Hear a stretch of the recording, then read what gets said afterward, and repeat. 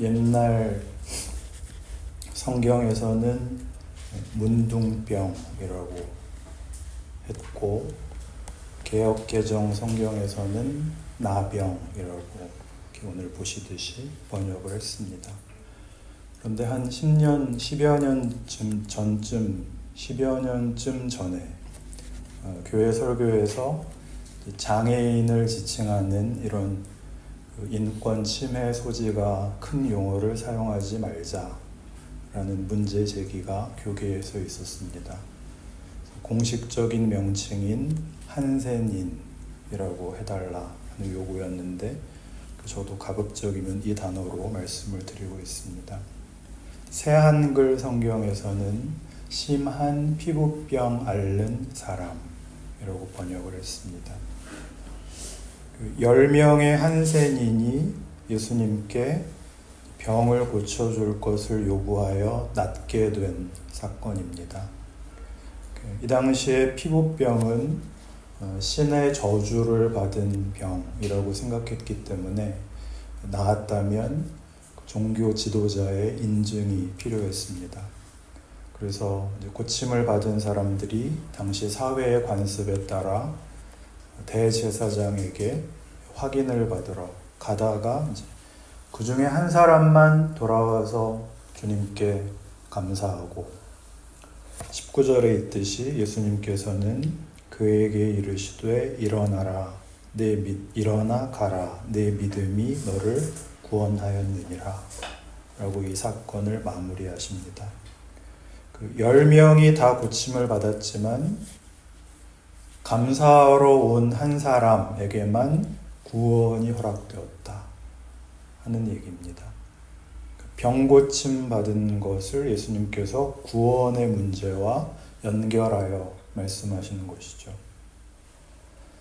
예수님께서 모두를 불쌍히 여기시고 그래서 나음을 입었지만 구원이라는 궁극적인 복을 누리는 것은 감사한 한 사람에게만 주어지게 됩니다. 구원의 조건을 따지자는 것이 아니라 어떤 구별을 하시는 내용입니다.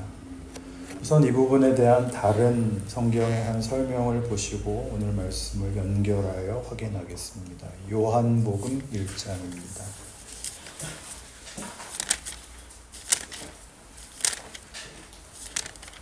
요한복음 1장 14절.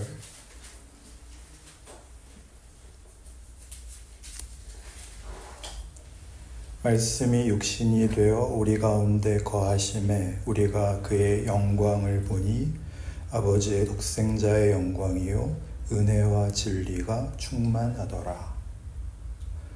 우리가 기독교라고 할 때 기독이라는 그 말 자체가 그리스도를 한자로 음역한 말이듯이 우리 기독교 신앙의 주인공은 그리스도, 예수님이십니다. 예수라는 분의 중요성은 하나님이 누구시냐 하는 것을, 즉 하나님이 하나님의 하나님 되심을, 그의 거룩하심, 그의 신실하심, 우리를 향하신 당신의 뜻, 모든 창조물에게 가지고 계시는 하나님의 궁극적인 목적 같은 것들을 예수라는 방법으로 나타내시는 것을 가장 기뻐하셨다. 여기에 예수라는 분의 가치가 있습니다. 예수님에 대하여 성경이 대표적으로 설명하는 이 말이죠. 말씀이 육신이 되어 이 땅에 오셨다 하는 설명처럼 창조주이시고 하나님께서 뜻하시고 명하시면 안 될 것이 없는 전능하신 하나님이 우리를 구원하기 위하여 육신으로 메시아를 보냈다 하는 것은 하나님이 다만 우리에게 명령하고 복종을 요구하고 힘으로 누르시는 분이 아니라 우리의 처지에 찾아오시는, 우리를 이해하시고 우리를 납득시키기 위하여 허리를 굽혀 낮은 자리까지 찾아오시는 그의 자비와 긍휼을 보는 것입니다. 그의 영광을 보니 아버지의 독생자의 영광이요. 예수님만이 아버지의 영광을 드러낼 수 있는 유일한 분이요. 은혜와 진리가 충만합니다. 은혜는 다 아시는 대로 값없이 주는 것, 긍휼과 자비, 무한한 베품을 뜻합니다. 진리는 우리는 진리가 어떤 개념이고 법칙이고 사실이고 혹은 윤리로도 이해를 종종 하지만 성경이 말씀하는 진리는 하나님이 일하시는 방법, 하나님의 질서, 하나님의 뜻과 긴밀하게 연결되어 있는 하나님의 신실하심, 그 뜻과 속성의 성실하심이라는 의미입니다. 예수님 앞에 나와서 고침을 받은 이 한센인이 감사함으로 결국 구원이라는 결과를 허락받았다 하는 이 이야기는 하나님과 우리의 사이가 다만 간절히 구하면 그 간절함의 크기만큼 답을 내놓는 그런 거래 관계가 아니라 하나님이 나의 형편에 찾아오시고 내 간절함에 귀를 기울이시고 불쌍히 여기사 고쳐주시며 은혜를 베푸사 우리로 하여금 하나님이 누구신가에 대하여 단지 천국과 지옥 이런 차원의 얘기가 아니라 그 구원의 그 범위와 폭을 더 넓혀서 우리가 여태껏 얘기했던 식으로 하자면은 마치 부모와 자식의 관계처럼 진실된 친구 사이와 같은 자유와 신뢰의 사귐으로 우리를 부르신다 라는 사실을 보여주고 있는 장면입니다. 이것이 오늘 사건의 핵심이죠. 에베소서 1장에 우리 여러 번 이미 본 바로 이런 이유 때문에 성경은 기독교 신앙을 혹은 좁혀서 구원을 이런 식으로 설명합니다. 에베소서 1장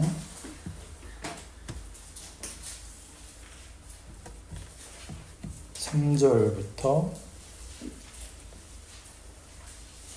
10절까지 같이 한번 읽겠습니다. 시작. 찬송하리로다 하나님 곧 우리 주 예수 그리스도의 아버지께서 그리스도 안에서 하늘에 속한 모든 신령한 복을 우리에게 주시되 곧 창세 전에 그리스도 안에서 우리를 택하사 우리로 사랑 안에서 그 앞에 거룩하고 흠이 없게 하시려고 그 기쁘신 뜻대로 우리를 예정하사 예수 그리스도로 말미암아 자기의 아들들이 되게 하셨으니 이는 그가 사랑하시는 자 안에서 우리에게 거저 주시는 바 그의 은혜의 영광을 찬송하게 하려는 것이라. 우리는 그리스도 안에서 그의 은혜의 풍성함을 따라 그의 피로 말미암아 속량 곧 죄 사함을 받았느니라. 이는 그가 모든 지혜와 총명을 우리에게 넘치게 하사 그 뜻의 비밀을 우리에게 알리신 것이요 그의 기뻐하심을 따라 그리스도 안에서 때가 찬 경륜을 위하여 예정하신 것이니 하늘에 있는 것이나 땅에 있는 것이 다 그리스도 안에서 통일되게 하려 하심이라. 기독교 신앙의 핵심 되는 구원에 대한 바울의 설명입니다. 바울의 구원론이라고 할 수 있는데 말하자면 하나님이 우리에게 주시는 구원, 우리에게 허락하시는 복된 것들이 어떤 조건, 어떤 근거, 어떤 뜻 속에서 시작되고 있느냐 하는 설명입니다. 3절에 나오듯이 하늘에 속한 신령한 복을 우리에게 주실 거랍니다. 4절 우리로 사랑 안에서 거룩하고 흠없게 하실 것이랍니다. 5절 우리를 아들로 당신의 자녀들로 삼으시는 것이 하나님의 기쁘신 뜻이랍니다. 6절 우리에게 허락한 은혜의 영광 이것은 거저 주시는 것이고 7절 우리의 구원은 그의 피로 말미암은 것입니다. 그러니까 하나님이 우리에게 주시는 것들은 다 우리에게 이거를 줄 테니 무엇을 갚아라는 없고 하나님이 그 당신의 힘과 높이의 어떤 부스러기를 나누어 주시는 것이 아니라 당신의 진심과 그 모든 것을 동원한 성의 그리고 희생까지도 감수하며 주는 것이라는 뜻입니다. 그리고 중요하게 여기 3절과 10절 사이에 반복되는 표현이 있는데요. 그리스도 예수 안에서 하늘에 속한 신령한 복을 주셨다는 이 근거와 원인을 그리스도 예수 안에서 라고 반복적으로 강조하죠. 모든 것이 그리스도 안에서만 허락되며 그것은 하늘에 있는 것이나 땅에 있는 것이 다 그리스도 안에서 통일되게 하려 하심이라 라고 얘기를 합니다. 오늘 본문에서는 한 세인이 나음을 입고 하나님이 하신 일인 줄을 그가 알고 하나님께 영광을 돌리고 예수님께 나아와서 감사합니다. 하나님의 영광이 예수로 인하여 펼쳐지고 실현되고 있는 것을 감사합니다. 이 예수는 군림하는 하나님이 아니라 섬기는 하나님으로서 우리를 힘으로 압제하는 어떤 권력으로서의 거룩함이 아니라 우리를 편들고 우리를 복되게 하시기 위하여 허리를 굽히신 하나님의 희생과 자비와 긍휼과 낮추심의 구체적인 증거가 예수입니다. 그래서 오늘 본문의 사건은 우리에게 하나님께서 예수를 보내어 그의 백성들을 기독교 신앙인으로 부르며 하나님의 자녀로 부른다는 그 부르심의 성격이 본질상 어떤 것인가에 대한 특별한 이해를 낳습니다.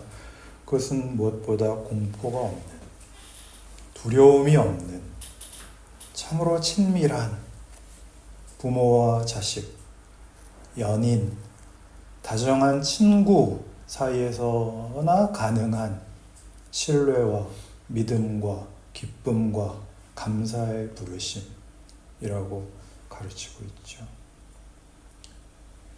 기독교의 구원에 대해서 우리는 예수를 믿어야만 구원을 얻고 예수를 믿지 않으면 구원을 얻지 못한다 라고 하는 이 표현으로 인해 말하자면 물리적인 배타성으로 이해를 먼저 하는데요. 성경이 얘기하는 배타성은 좀 다릅니다. 뭐가 다르다는 걸까요? 이렇게 다릅니다. 예수를 믿어야 구원을 얻는다라는 말은 예수를 믿는다고 말을 해. 죽기 전에 입으로 신앙 고백하면 구원, 아니면 지옥. 그게 아니라 하나님은 그의 백성들을 예수라는 방법으로만 구원을 하시겠다 라고 하는 그의 배타적 의지입니다. 예수로 보이신 방법은 뭐죠?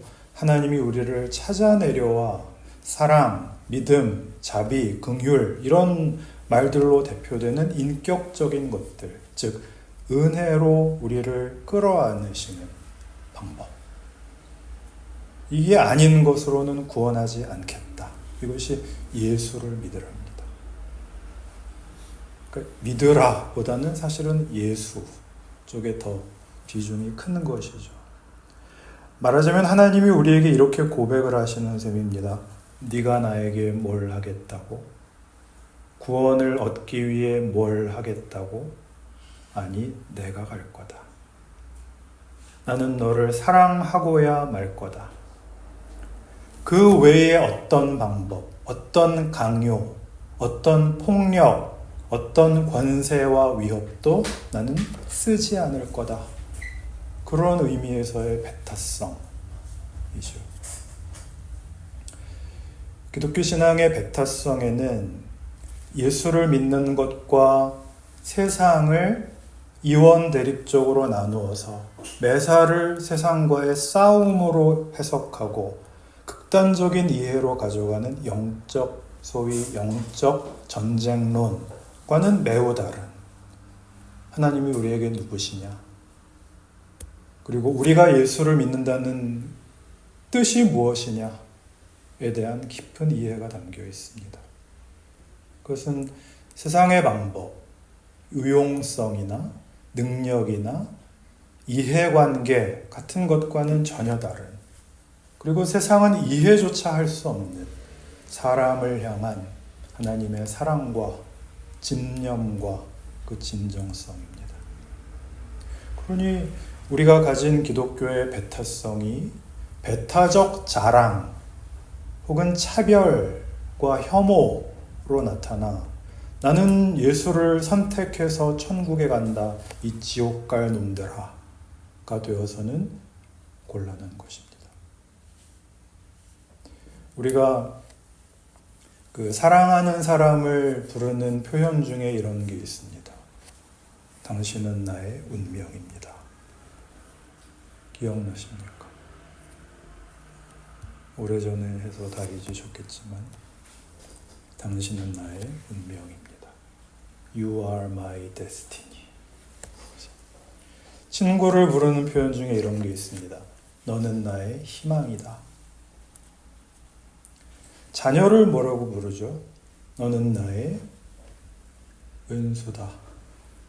아니죠. 너는 나의 자랑이야.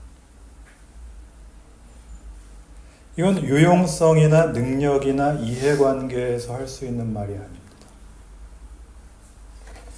고린도전서 1장에서 이 문제를 설명하는 데가 있습니다. 고린도전서 1장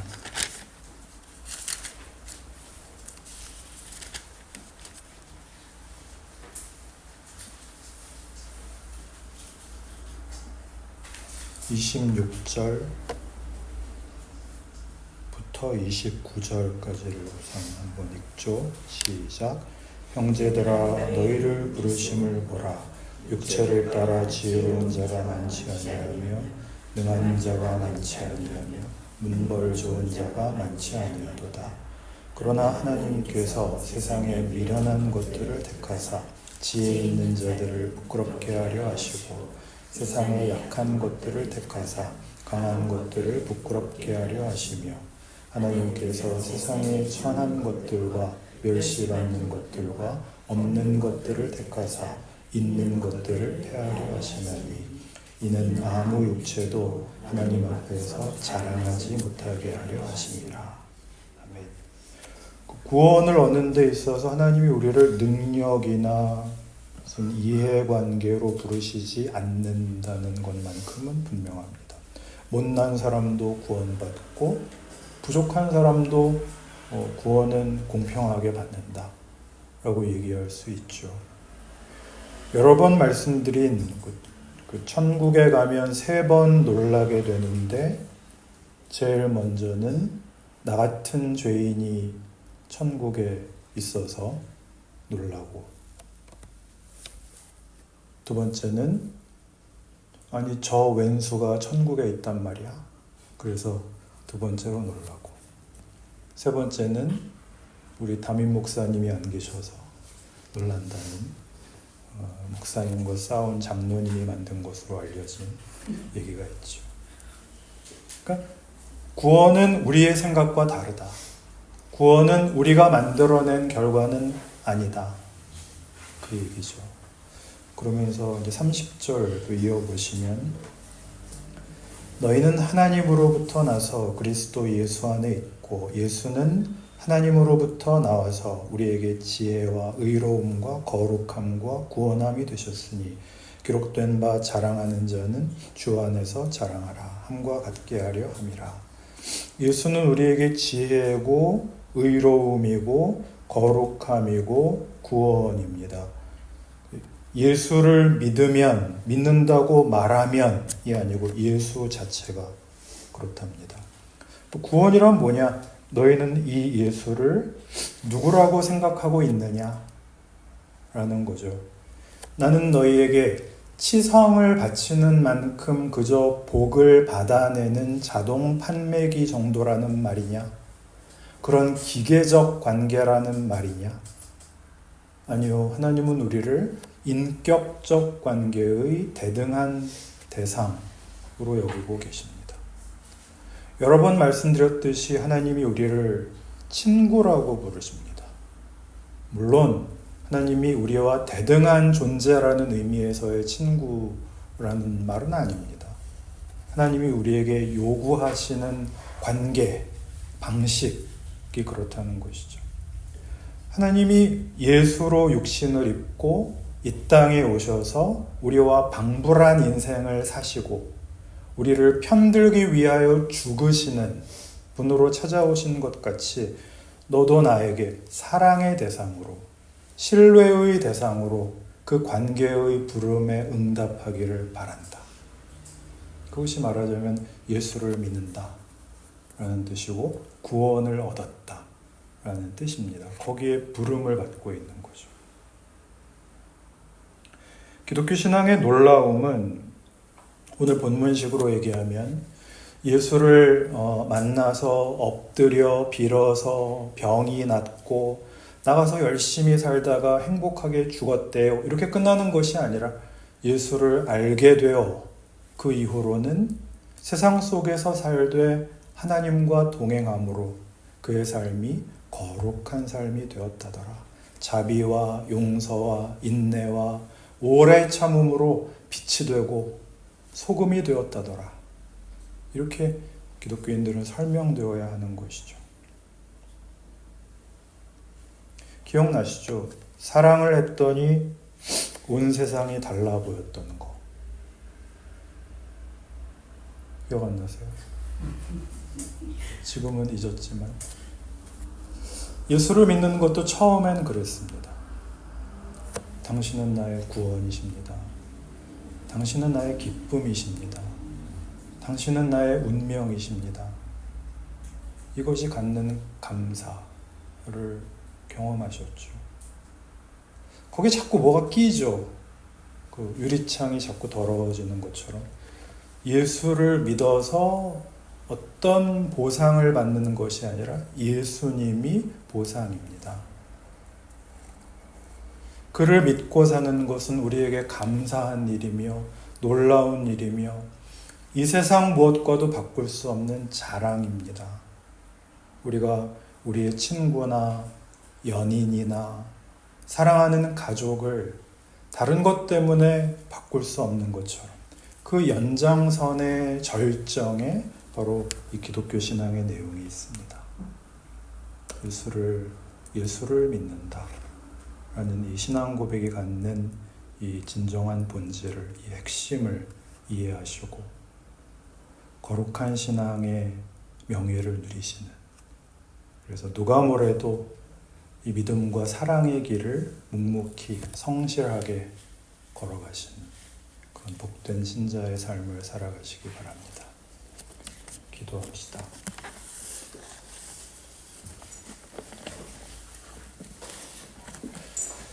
하나님 아버지, 예수 그리스도의 생애를 배우면서 말씀을 들으면서 하나님이 우리를 어떻게 찾아오셨고 어떻게 대접하시고 우리가 어떠한 축복과 영광 속에 있는가를 확인합니다. 우리는 너무나 부족해서 속고 속이고 살고 뺏고 빼앗기고 살고 분노하고 복수하는 세상 속에서 그것이 전부인 줄 알았는데 믿고 사랑하고 또 질 수 있는 하나님의 사랑과 그 부르심의 믿음의 영광을 알게 되었습니다. 하나님의 거룩하심과 신실하심과 선하심과 영광을 배웠으니 우리 이제 세상의 위협과 시험과 또 유혹에 지지 않으렵니다. 명예로운 신자의 인생을 살겠습니다. 예수를 알게 하셨으니 그 안에 나를 묻고 놓아두지 말아 주시옵소서. 예수님 이름으로 기도합니다. 아멘.